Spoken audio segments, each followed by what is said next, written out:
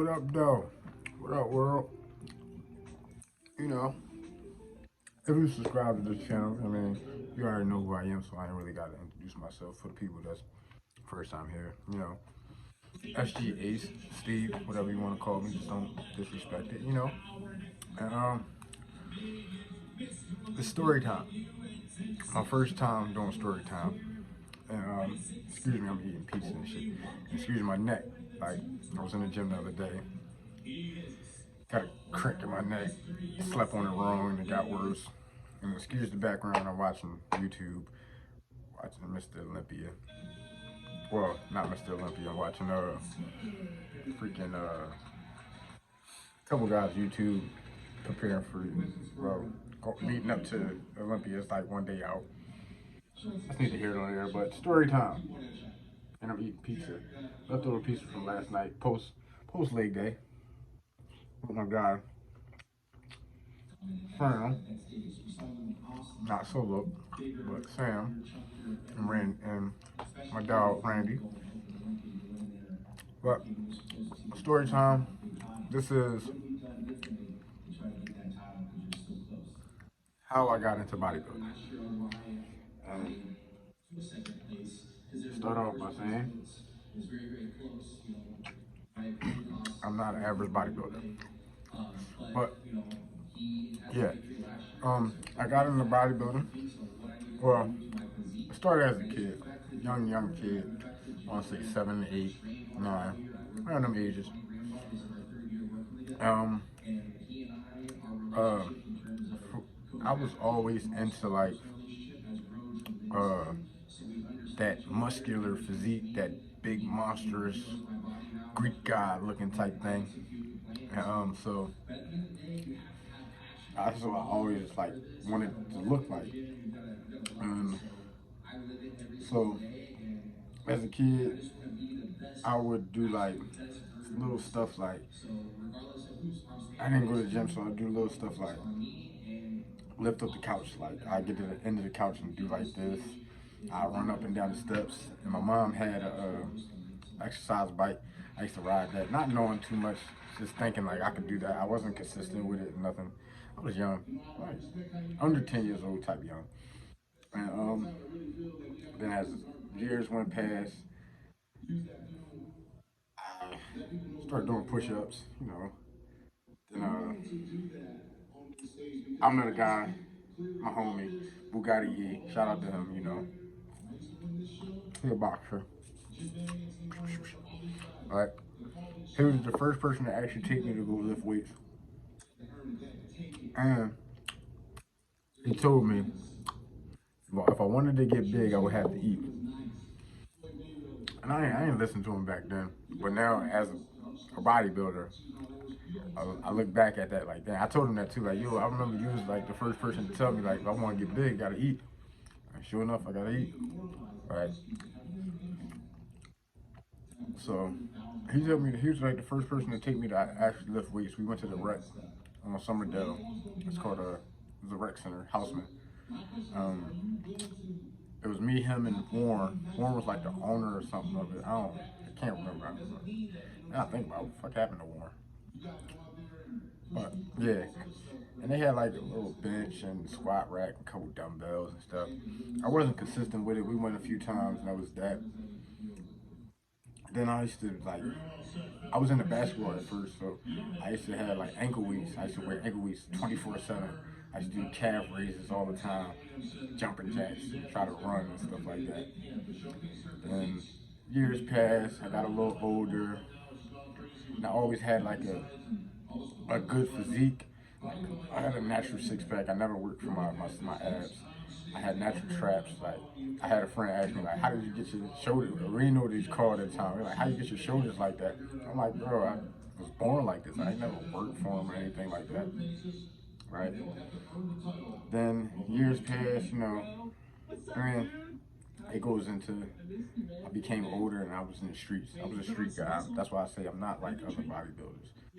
Like I didn't come up in a two-parent household and lived in the suburbs or lived in a good neighborhood. Like I was in the streets. Like I did things that you wouldn't even dare. right? That's neither here nor there. But then I was like, I believe like 13, 14, and I caught a case, and I got sent to the net. Is in Philly. Is now it's two different. Well, as far as I know, it's two different nets. There's an adult net, that's a drug program, and it's like the kid net. It was like a house and holding joint until you go to court, right? And when I was in the net, it was like if you be good like throughout the day, like majority of the day, it was this old head that worked there. He would take us in the basement. They had like a bench and a dip joint in the basement. We could lift weights. So I would like try to be good for the whole day, like no matter what, try to be good just so I could go lift weights. And then like if you was good through like a good amount of period of time, like probably a week or two, three, they would let you go to the eight, and the eight was like a separate building where you just would sleep at, but it was like it wasn't like a facility, it was like a regular apartment type joint. And they had like I think like 10 kids that would go there. We just go there to sleep though. Like it was comfortable beds, like a real bathroom, just to have comfortability. And then so I got the chance to go to the eight, and I had a roommate. His name was Steve. He was from Uptown, I believe. Like damn, I wonder what happened to him too. Like Steve, if you see this, I'll let me. Or I'll let me. But what's up, boy? And he, but back I'm saying, we was at the eight. We used to go there at night, and before we go to sleep, like, we had a deck of cards, and we'd do push-ups on the deck of cards. Like you're a street guy, you know the deck of cards, you know what's up. Like you do the number on the card. If it's a face card, you do like 10 or 11. If it's like ace, you do like 10 or 11. We do the whole deck of cards. Probably do it twice in one night. Then whole time I'm at the net, and I'm just waiting for my case, my court case, my court date to come up. See what the judge do. So when I finally went to court, I had Judge Reynolds. You from Philly, you know who he is, right? So he decided to send me home on house arrest. So I went home on house arrest. So I'm on house arrest. I'm trying to keep up the workout thing going. And so I used to sit on my mom's porch. At first, I used to sit with my leg in the door because I had the band on my ankle. And I was like, all right, let me see if I can step out on the porch. Like, I started coming out on the porch. And I used to just do push-ups and air squats. And my mom, I used to eat like, I used to just eat hot cheese curls and a gallon of iced tea every day. Like, just eating that and TV dinners. My mom would get it for me. I just eat that and try to get big off the porch. Like, you know. Eventually, that house arrest wasn't working, so I started going outside. Like what I really did was like only time I was allowed to go outside was during school. So I used to start. I didn't go to school. I would just go outside. So long story short, when it was time to go back to court, my house arrest boy, he was cool. Like he knew that I wasn't like following the rules. I was outside all day. Like I come out with the ankle joint on. Like I ain't even care. And shout out to my man, shout out to Mayor and Rock. Cause I mean the first time I came outside, I'm at the park, they're like, yo, you on house arrest. And these boys carried me home. Like I never figured that. They're like, no, you gotta go in the crib, they carried me home. But that's neither here nor there. But shout out to y'all for that, man. Y'all crazy. Y'all, that's how I knew y'all was my guys. Right? But yeah, so I get to court. So my house arrest boy, he cool. He like, yeah, he been following rules. But my PO, he was an asshole, dickhead. And he like, oh yeah, he hasn't been going to school. It was a time I popped up, and he wasn't there. There was a few times I popped up and he wasn't there. I know y'all like, why the fuck he got a hat on inside? It's cold. I have a baldy. The weather started to drop, and it's making the house cold. Right? But that's neither here nor there. So yeah, so Reynolds was like, all right, you don't want to go to school? Send him to Glen Mills. He sentenced me to 18 months at Glen Mills. And if you know, a lot of people don't know what Glen Mills is. The people that do. Glen Mills is like a juvenile facility. disciplinary. I don't know what you want to really call it. It wasn't like the other juvenile facilities though, like the youth study center. That shit, youth study center looked like a jail for kids, but the Mills was like, it looked like college to me, like dorms and stuff. Had an SU and stuff like that. But yeah, we sent me to the Mills. When you first get there, its statuses. It's peon, bull, non-bull, exec, upperclassman. When you first get there, everyone is a peon. Like when you first get there, peon is like you don't get to do nothing, you don't get to talk to nobody, can't touch nobody. It's a non-touch program, so you can't even shake hands with nobody. Period. No matter what your status. And when you're a peon, you stay with staff for like 2 weeks, 3 weeks. I can't remember. So many years ago.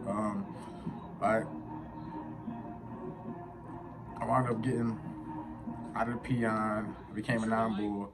When you're a non-bull, you're with a bull. He got like 4 or 5 people, like a group. He's basically in charge of the group, and wherever he want to go on campus, you go. Like he want to play ball, we going to play ball. He want to do this, movies or whatever, right? So I finally got my status to be a bull, and I went to the weight room every day. I go like twice, 3 times a day, and I start eating crazy because at the Mills you get breakfast, lunch, dinner, plus a snack. And then we had an SU where you could get pizza, burgers, and a milkshake. Milkshake was like this big for 50 cents. Pizza, quarter. Slice of pizza, a quarter. Cookies, quarter.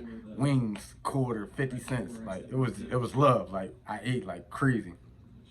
That was the first time I actually got like big. So yeah, I got my status, and I used to go to the weight room every day, and it's, you know, like I said, bulls have control over non-bulls. You get a little group, and I used to be like, yo, just give me D-Do. I never forget D-Do. He was a Vietnamese bull from Cali. Shout out to D-Do, man. Hopefully he's doing all right. He was my guy. Like he loved going to the weight room. He was like, partner, let me go with S. Reed. Like, you know what I mean? We going to the weight room. Like, yeah, we going to the weight room. That's why I was in the Mills, and I was lifting weights every day. I ain't really know too much, so I was just doing whatever. I didn't know about rest days. I didn't know about properly eating or how to actually train. I just would go to the weight room, and I was getting big. So at the time I was big, it didn't look how it looked now. Then I came home from the Mills. I finally came home after 18 months. I tried to keep up with the physique thing, but I'm a street guy. You know, slowly but surely, I got back in the streets, and I didn't really make time for going to the gym or working out. But let's fast forward a few years later. I got shot. I got shot 10 times, point blank range. That's neither here nor there, but it just goes. What's up, my young boy? It goes into what? What? Socks? Okay. I'll get you some socks.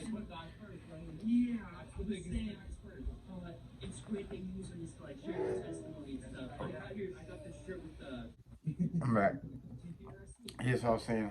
It played it. When I got shot, and it played it a little effects because like I used to watch Get Rich or Die Trying. I used to think like 50 got shot. He was getting on this workout shit to get back. So, but I didn't even get into that. Like I was just still back on the street shit. I was trying to get back for getting shot, whatever. Now I wound up getting locked up. And every time, well, everybody that know me, every time I got locked up, I come home big because that's all I do is work out when I get locked up. So I got locked up, and I got sentenced to 11.5, 23. Well, I took a deal for 11.5, 23 because it was a crazy situation. It was like, if I go to trial and lose, y'all wouldn't even know me right now on some real shit. It was like my 5th gun case, right? Right. So, boom, I'm locked up. I'm in max security, so 9 times out of 10, we locked down all the time because either somebody got stabbed, they fighting, or just it ain't enough staff to cover everybody.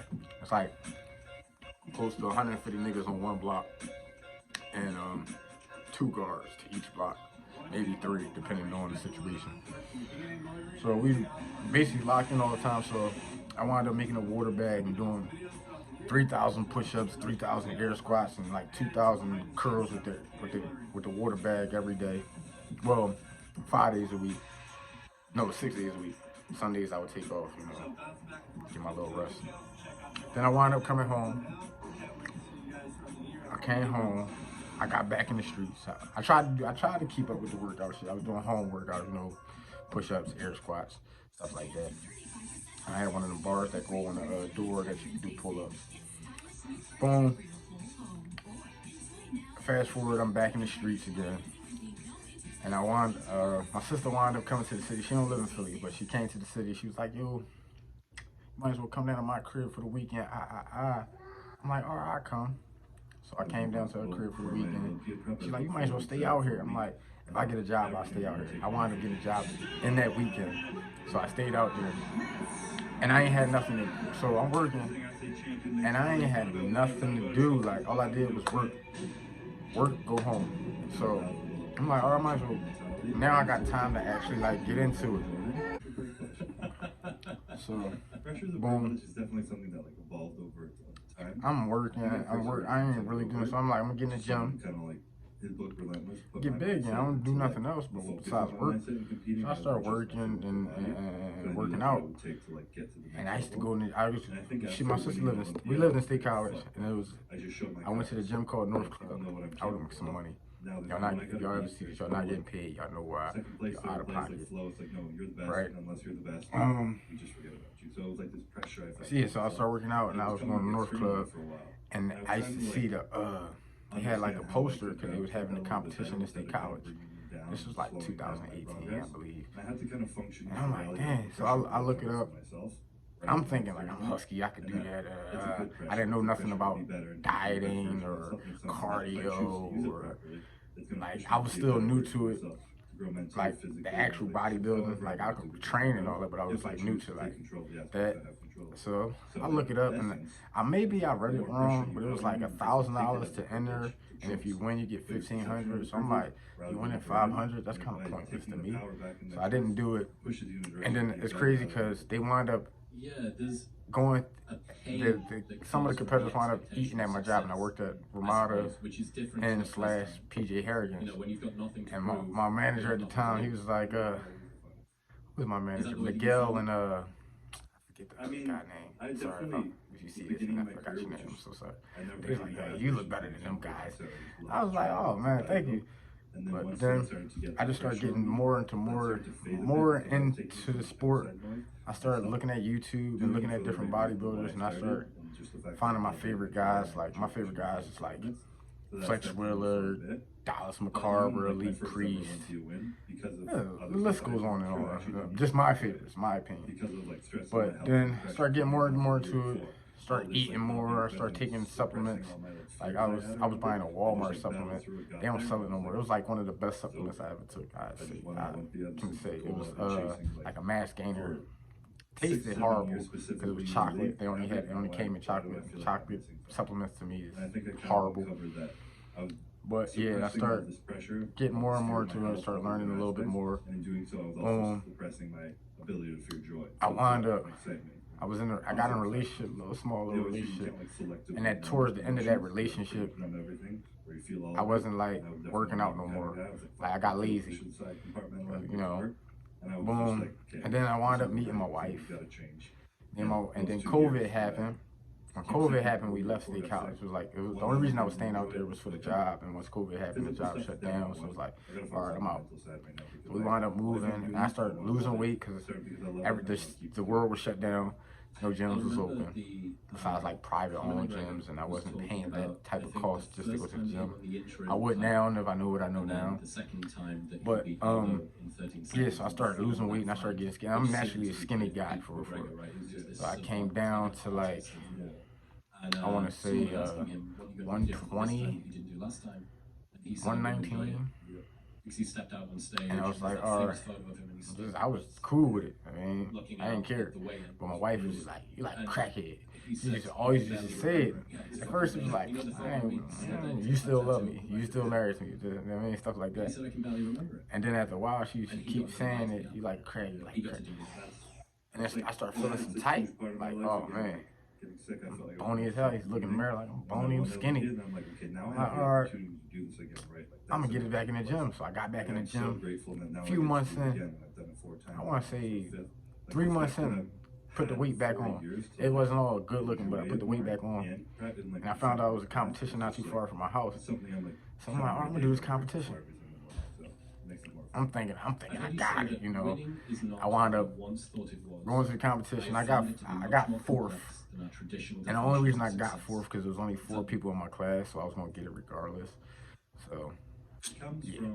And that's where I met my guy Marky and Colosso. Shout out to them. You know, Marky's a great guy, Colosso's a great guy.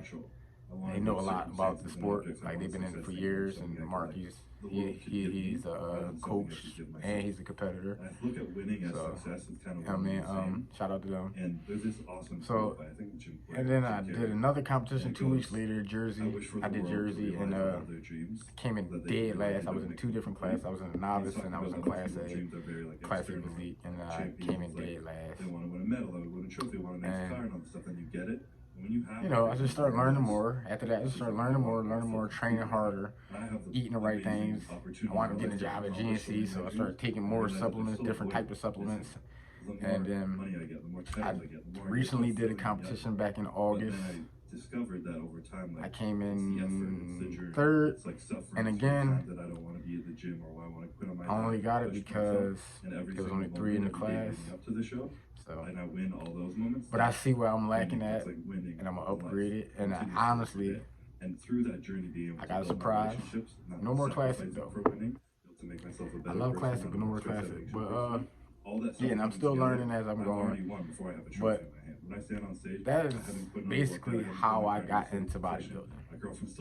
I'm not like these other bodybuilders who used to get picked on, so they decided to lift weights and get big. I got into it because I love it, and also like honestly, it was my first love. My homie Sil, Lasso, whatever you want to call him, don't call him no disrespectful shit. We had a whole conversation one time for like an hour, and he was like, "Yo, you always went back to bodybuilding, like no matter what, you always worked out, like."